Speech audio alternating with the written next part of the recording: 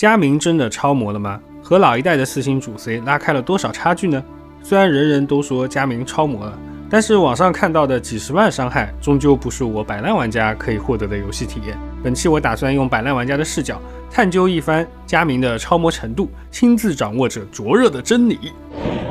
那参与本次对比的其他2位四星主 C， 我选择了值得信赖的宁光和烟飞，配置均为0+0，使用24词条，且会考虑到每个角色的充能需求，所以24词条里还不全都是输出词条。队伍的选择统一标准，组弗妮娜、班尼特和钟离，武器的白值都选择565，四星武器中最高的档位。佳明采用了 Q 加6个 E 的输出手法，这套输出手法不需要任何练习，非常符合摆烂玩家的实际游戏体验。宁光采用了2套 AA 重加 EQE， 烟飞则是 Q 重、E 重、AA 重，等战绩 CD 好了之后继续 E 重 AA 重。那以下是3个角色的面板配置。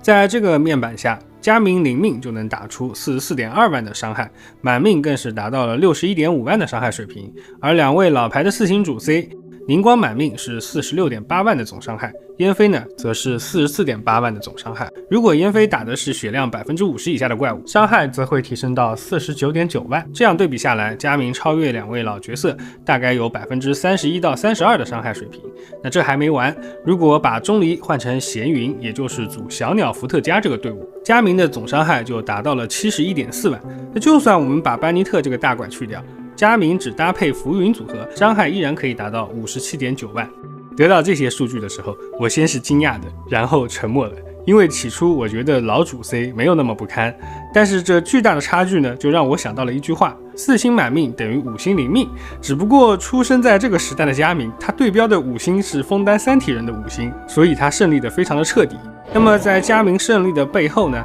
我们可以看到，首先是来自于数值上的慷慨。佳明302的攻击力，而宁光和烟飞分别只有212和240。在技能倍率上，佳明战绩和大招分别有 460.8 和 740.8， 宁光和烟飞最大的倍率呢只有461和365。可见仅在基础数值方面，佳明就领先不少。这种基础属性的提高，也算是时代膨胀的一种直观反馈吧。第二就是新老角色的适配度，宁光和烟飞都没有自主加减生命值的手段，所以在实战里，2支队伍中，弗妮娜的增伤最多也只跌到了150层，而佳明表现则好得多，能够在第4次下路攻击的时候将层数叠满。如果换成小鸟伏特加这个队伍，配合闲云的全队回血，那么佳明第1个下路攻击后就可以叠满300层了。相比其他2位主 C， 更有效地利用了弗妮娜的增伤能力。这说明新老角色在搭配上还是存在着无形的隔阂，且这种隔阂同样反映在增益辅助的搭配上。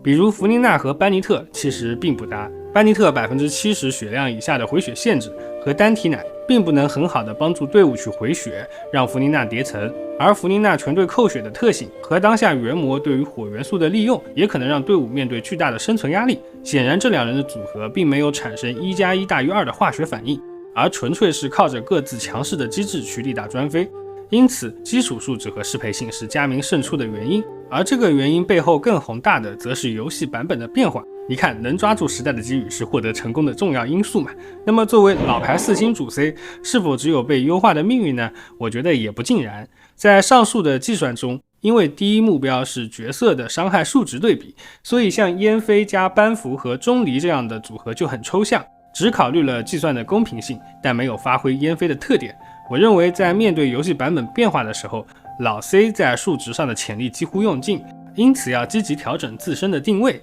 不能再以过去3拐1的思路作为前台主 C 去带队，而是利用自身的特点，转型驾驶员或者定位速切，为自身赋能，从着眼于角色自身的伤害数值，转变成关注队伍整体的输出能力，积极打造多核体系，才能更好的发挥余热。比如我们组烟飞加白斧加行秋去打猎征战，这是一支3核输出的队伍，相比起佳明双核输出的队伍呢，虽然前台位置上伤害数值吃亏，但是后台的2位角色输出能有效的提高队伍的总伤害。在粗略的计算中，队伍的伤害差距缩小到了 10% 到 20% 左右。如果不考虑生存压力，把行球换成夜兰，那么差距将进一步的缩小。所以回过头来说开篇的问题，佳明超模了吗？我觉得是如超。因为如果我们只关注单个角色的伤害爆发力，那么佳明确实是超模了。但是这种超模的背后是佳明队伍的伤害大部分集中在佳明身上，是通过下落攻击的方式绕开了一些老体系比较好用的后台副 C 换来的。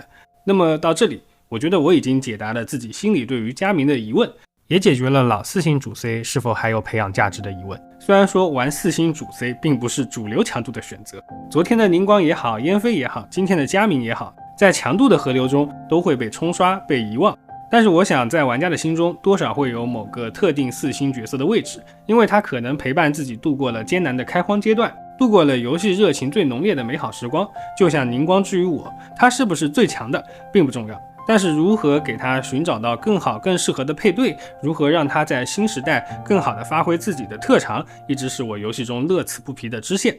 你做得很出色，或许有你一个就够了。好的，那么本期就到这里，我是提瓦特地理，我们下期再见。